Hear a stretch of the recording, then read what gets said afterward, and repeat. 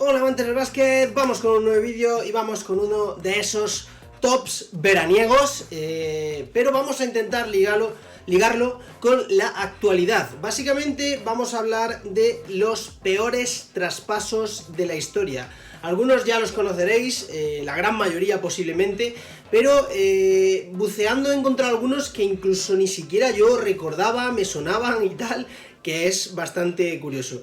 Es lo que he intentado hacer y básicamente creo que es un vídeo interesante para traer pues en este verano, porque ha sido el verano que más fichajes ha habido en la historia de la agencia libre, y incluidos con los traspasos ha sido brutal la cantidad de jugadores que han cambiado de equipo. Es histórico y creo que cabe bien recordar que realmente esta lista que voy a hacer de 10 peores traspasos no tiene límites. Realmente siempre o casi siempre son peores los traspasos que mantenerse.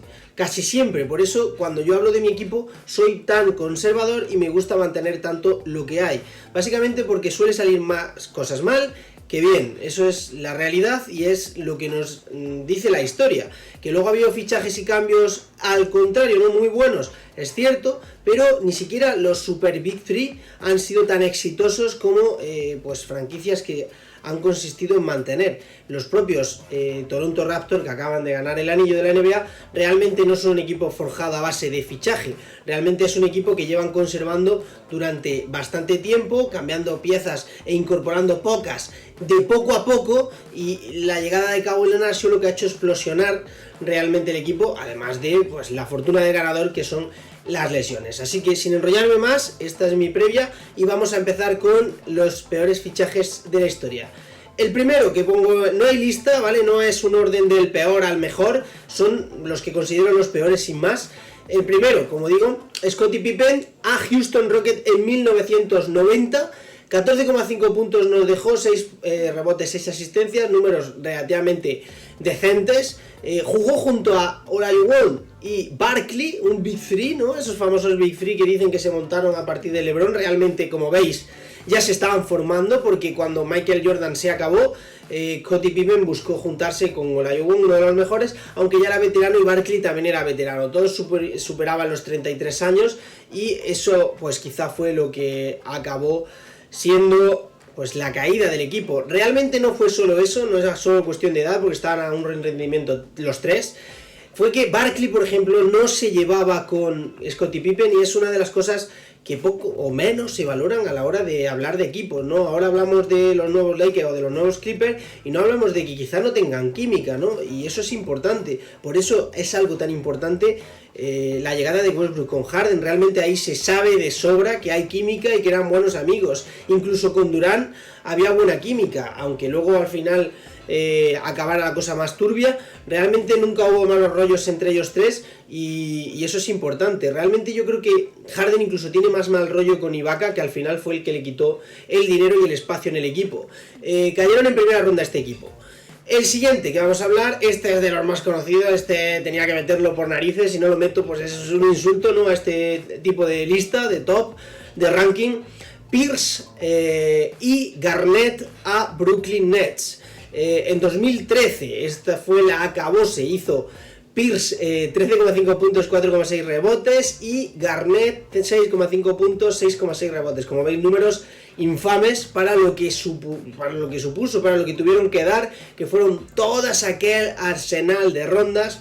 Y como observaréis en este ranking, al final las rondas ganan. Otro caso que parecía que habían perdido absolutamente y que al final las rondas ganaron fueron los Pelicans y los Kings, ¿no?, con el traspaso de Cousins, por ejemplo. ¿Con quién juntaron a Garnett y a Pierce? Pues con Deron Williams, Joe Johnson, Brook López, un equipazo que cayeron en segunda ronda, y fue todo el año a remolque. No tuvieron un récord especialmente bueno, no fueron absolutamente fuertes en playoff tampoco, no sé, un fracaso absoluto. El siguiente, otro de los super conocidos, que es Howard y Nash a los Lakers. En 2012, unos añitos antes, pues hizo 17 puntos, 12 rebotes, 7 asistencias, bajón considerable de números si os ponéis a mirarlo, porque era un tío de por encima de los 20 y casi 14 rebotes y bajó bastante. Y además Nash 13 puntos, 7 asistencias, cuando él nunca había bajado de 10 asistencias durante los últimos 6 años.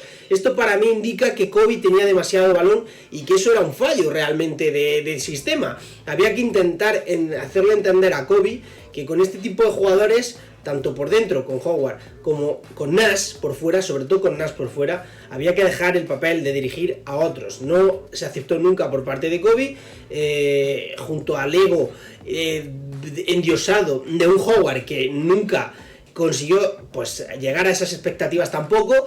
No, eso era un fracaso absoluto. Ahora se están embelleciendo las cosas, ¿no? Howard está pidiendo perdón, está lamiendo culos porque quiere jugar en alguno de los equipos de Los Ángeles, pero realmente la cosa no funcionó por, una vez más, química, y en este caso yo creo que también la hora de aplicar el sistema por parte del entrenador no fue la correcta. Gasol y Metta World Peace también estaban en ese equipo, o sea que era un equipazo, la verdad. Carmelo Anthony, ¿cuándo fue el traspaso de Carmelo Anthony un fracaso? Podéis pensar en Oklahoma, podéis pensar en Houston, no. Realmente los Knicks. Los Knicks en 2010 que llegó han sido y fueron un fracaso. Lo traspasaron, lo traspasaron por una cantidad de jugadores brutal, Landry Hill, Gallinari, Wilson Chandler, muchos muy jóvenes que venían de hacer una temporada brutal con Amar'e Stoudemire como líder y como estrella, que estaba promediando 27 puntos en ese momento, el bueno de Stoudemire. Y tenemos que decir que encima, pues el récord de Carmelo cuando llegó no fue mejor que el récord de los chavales cuando estuvieron.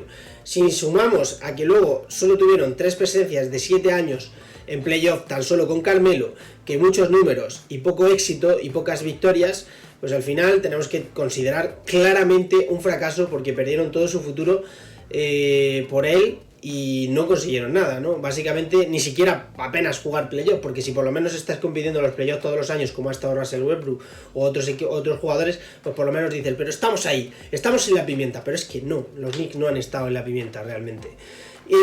Otro traspaso, Gary Payton a los Bucks. Este es de los más desconocidos. En 2002 lo traspasaron por Ray Allen, que algunos pensarán, bueno, pero es que era Gary Payton, ¿no? Que venía a hacer ese año creo 19,7 puntos, pero es que Ray Allen tenía 27 años, las siguientes 3 temporadas promedió 25 puntos, 5 rebotes, 4 asistencias, o sea, ¿qué estás haciendo? Además el futuro era hacia el triple, ya empezaba ahí a vislumbrarse que los jugadores con triple empezaban a acrecentar, como Steve Nash, como el propio Ray Allen y ese tipo de jugador. El propio Kobe, con unos porcentajes más deplorables, también fue Kobe por su tiro de 3, porque en ese momento era un grandísimo tirador de 3. Entonces, ¿qué hicieron ahí los Bucks? No sé qué hicieron, la verdad, no tiene mucho sentido. Se tiró un año nada más Gary Payton en los Bucks sin conseguir nada, obviamente.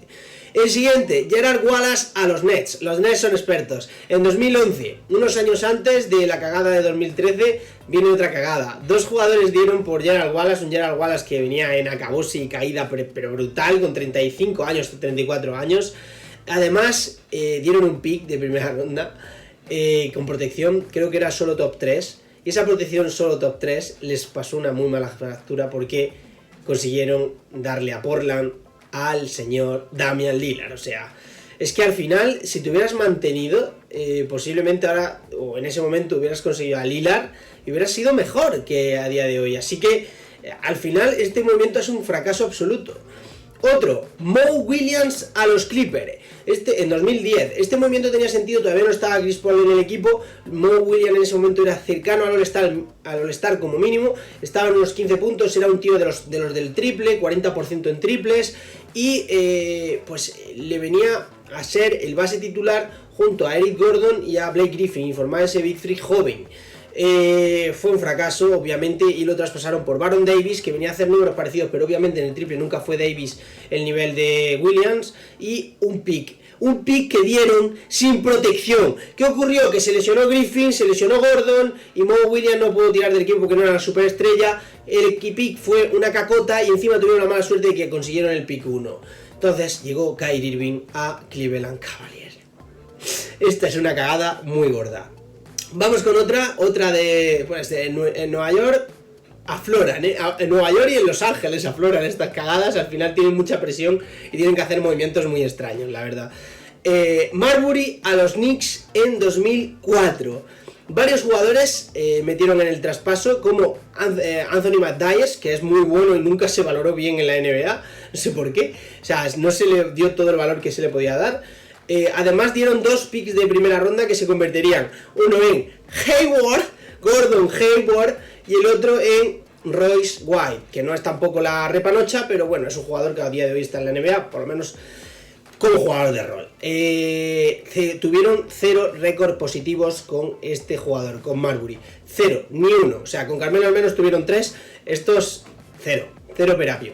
O sea, un traspaso horrible que además pues le quitó la oportunidad de hacerse con Hayward y Royce White, que en menor medida, pero creo que Hayward podría haber hecho un camino más interesante, porque Hayward sí que se ha mostrado como un jugador ganador.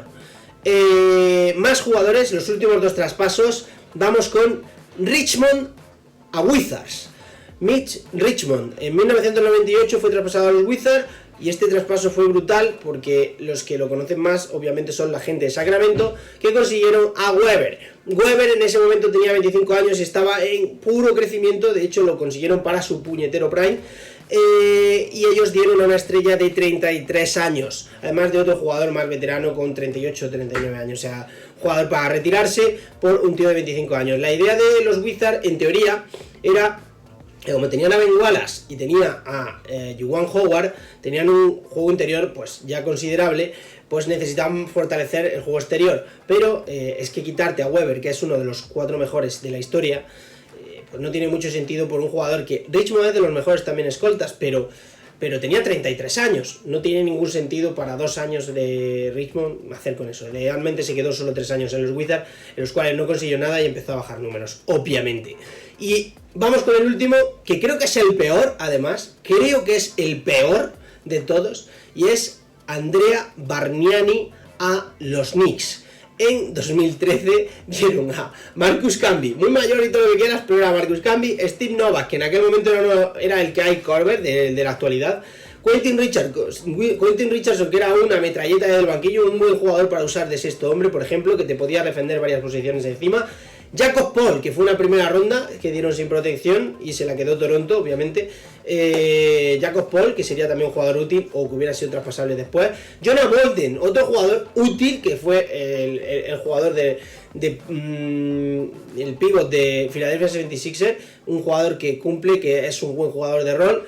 Y Nick Johnson, que no ha sido una gran carrera, ha sido el pick de segunda ronda que dieron, pero al final me estás diciendo que has dado 6 jugadores, de los cuales 2 son muy útiles actualmente, y 2 eran muy útiles en aquel momento, además que Marcus Camby era Marcus Camby. Básicamente es como Tyson Chandler, que a día de hoy todavía le meten en algún equipo porque da importancia, es alto, coge rebotes y intimida.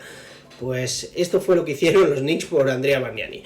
Como veis, un despropósito absoluto, creo que es interesante, espero que os haya gustado, y si queréis más vídeos de este tipo, de top históricos, de traspasos, no sé qué, decídmelo en los comentarios de qué os apetecería que me ponga a buscar, y nos vemos en el siguiente vídeo. ¡Hasta luego!